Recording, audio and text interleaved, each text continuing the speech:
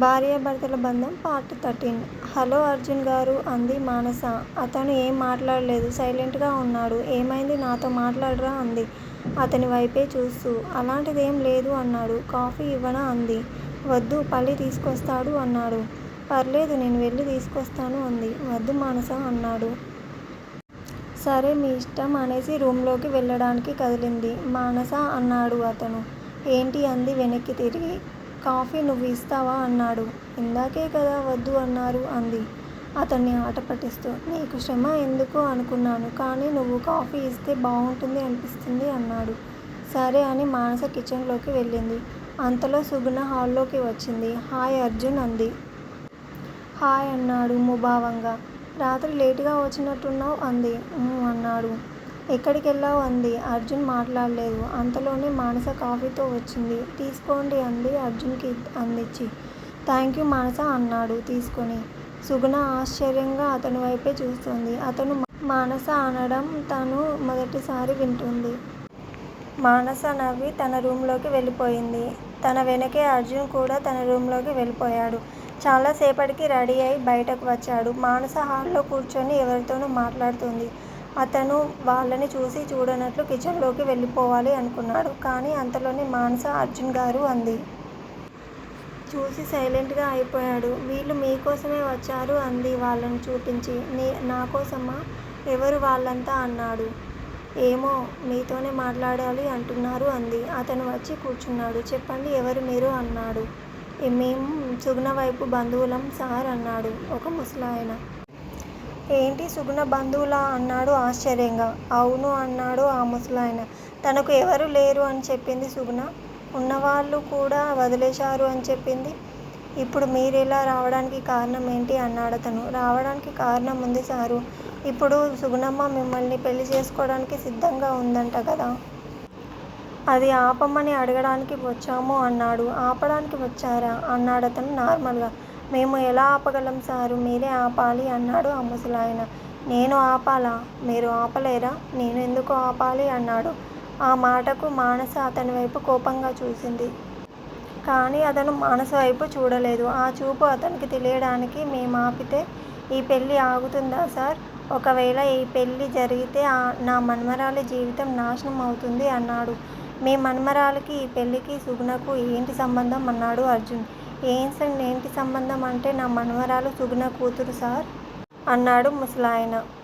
ఆ మాటకు అర్జున్ షాక్ అయ్యాడు. ఏం మాట్లాడకుండా సైలెంట్ గా లేచి బయటకు వెళ్ళిపోయాడు. అర్జున్ గారు అని మానసను పిలుస్తున్నా వినిపించుకోకుండా వెళ్ళిపోయాడు. పెద్దయ్యగారు, ఇక మీరు వెళ్ళండి. ఎల్లుండి సాయంత్రం రావడం మాత్రం మర్చిపోకండి.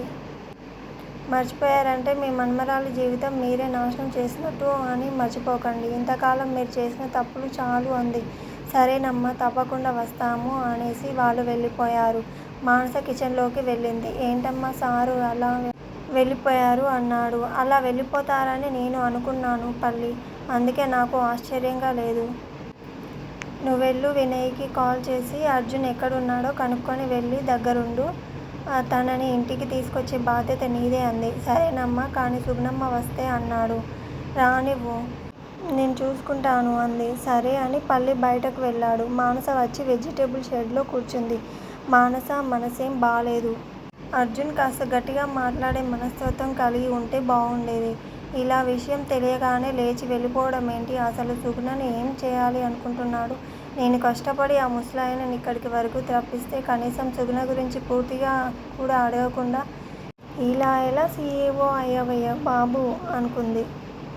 మధ్యాహ్నం అవుతుండగా ఇంటికి వచ్చింది సుగుణ. కిచెన్ లోకి వెళ్ళి పల్లి పల్లి అని అరిచింది. పల్లి కనిపించకపోవడంతో హాల్లోకొచ్చి గట్టిగా కేకలు వేయడం మొదలు పెట్టింది. మానస హాల్లోకి వచ్చి ఏమైంది సుగుణ అంది. ఈ పల్లిగాడు ఏడి? వంట చేయకుండా ఎక్కడికి వెళ్ళాడు అంది కోపంగా. పనుంటే నేనే బయటికి పంపాను అంది మానస. నువ్వు పంపావా అంది మానస వైపు కోపంగా చూస్తూ. ఊ అంది మానస నార్మల్ గా. అలా ఎలా పంపుతావు? ఇదేమైనా నీ ఇల్లా, నీ ఇష్టం వచ్చినట్టు చేయడానికి? ఇప్పుడు ఇంట్లో భోజనం ఎవరు వండి పెడతారు అంది. ఎవరికి కావాలో వాళ్ళు చేసుకుంటారు. నువ్వెందుకు ఇంత కోప్పడుతున్నావు? ఇది నీ ఇల్లా? నువ్వు ఈ ఇంటికి ఓనర్వా అంది మానస కూల్ గా. ఆ మాటకు సుగుణ కోపం తారస్థాయికి చేరింది. ఇది నా ఇల్లు, నేనే ఇంటికి ఓనర్ని. కాదని ఎవరన్నారు? 2 రోజుల్లో అర్జున్ నేను భార్యాభర్తలం కాబోతున్నాం. ఆ విషయం గుర్తులేదా అంది. అదెలా మర్చిపోతాను సుగుణ అస్సలు మర్చిపోలేదు. కానీ నువ్వు ఒక విషయం మర్చిపోతున్నావు. ఇంకా నువ్వు అర్జున్కి భార్యవి కాలేదు. ప్రస్తుతం నువ్వు ఒక అనాథవి. ఎవరూ లేని దానివి. ఈ ఇల్లు నీకు ఆశ్రయం ఇచ్చింది. ఇక్కడ మనుషులు మర్యాదగా ఉండడం మంచిది అంది. సుగుణకు ఇంకా కోపం ఎక్కువైంది. మానస ఎవరితోనూ మాట్లాడుతున్నావో తెలుస్తుందా అంది. సుగుణ అనవసరంగా కోపం పెంచుకొని ఫిట్స్ తెచ్చుకోకు. అసలే ఇంట్లో అర్జున్ కూడా లేడు నిన్ను హాస్పిటల్కి తీసుకెళ్ళడానికి. ఒకవేళ ఇప్పుడు నీకు ఫిట్స్ వస్తే నేనైతే నిన్ను హాస్పిటల్కి తీసుకెళ్ళే సాహసం చేయలేను. చస్తే చావని అని వదిలేసి హాయిగా బయటికి వెళ్ళిపోతాను. నువ్వే గిలగిలా కొట్టుకొని చస్తావు అంది వెటకారంగా నవ్వుతూ. ఆ నవ్వుని ఆ మాటలని భరించలేక సుగుణ రూంలోకి వెళ్ళిపోయింది. ఆ తర్వాత మానస కూడా ఎవరికో కాల్ చేసి బయటకు వెళ్ళింది. సాయంత్రం మానస ఇంటికి వచ్చేసరికి అర్జున్ హాల్లో కూర్చొని ఉన్నాడు. చాలా కోపంగా ఉన్నాడు. మానస అతన్ని మాట్లాడించలేదు. నేరుగా రూంలోకి వెళ్ళిపోయింది. వెనకే అర్జున్ కూడా వెళ్ళాడు. మానస అన్నాడు కోపంగా. ఏంటి అంది అతని వైపు చూసి. సుగుణతో ఏం మాట్లాడావ్ అన్నాడు. ఏంటి సుగుణతోనా అంది. అవును తనతోనే. ఏం మాట్లాడావ్ అన్నాడు కోపంగానే. తనేం చెప్పిందో చెప్పకుండా నన్నెలా ప్రశ్నిస్తున్నారేంటి?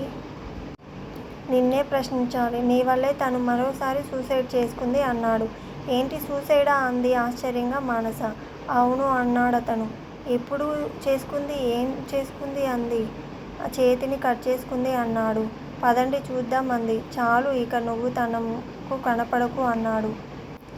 అర్జున్ గారు ప్లీజ్ కనపడకు అంటే ఏంటి? నా వల్ల తను సూసైడ్ చేసుకుందనా? నా వల్ల కాదు మీ వల్లే. మీరిచ్చిన చనువు వల్లే అలా చేసుకుంది. అయినా ఇంకా తన మీద అంత ప్రేమ చూపిస్తున్నారు ఏంటి? తను మిమ్మల్ని మోసం చేసిందని తెలిసి కూడా ఈ జాలేంటి అంది. అదంతా నీకు అనవసరం.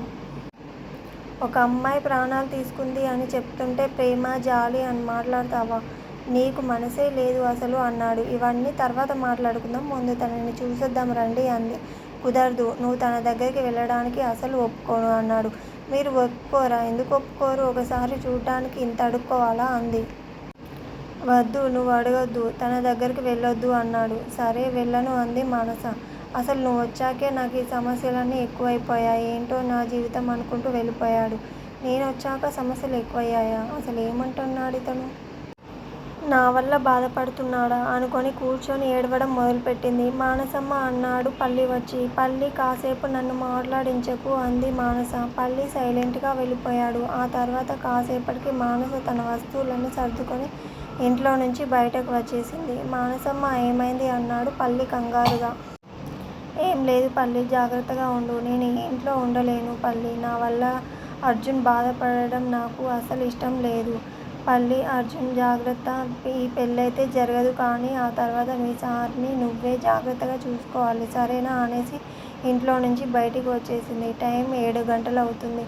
ఆ టైంలో ఎక్కడికి వెళ్ళాలో తెలియకపోయినా ఇంట్లో నుంచి బయటకు వచ్చేసింది. నా వీడియో మీకు నచ్చినట్లయితే లైక్ చేయండి. మరిన్ని ఎపిసోడ్ కోసం సబ్స్క్రైబ్ చేయండి.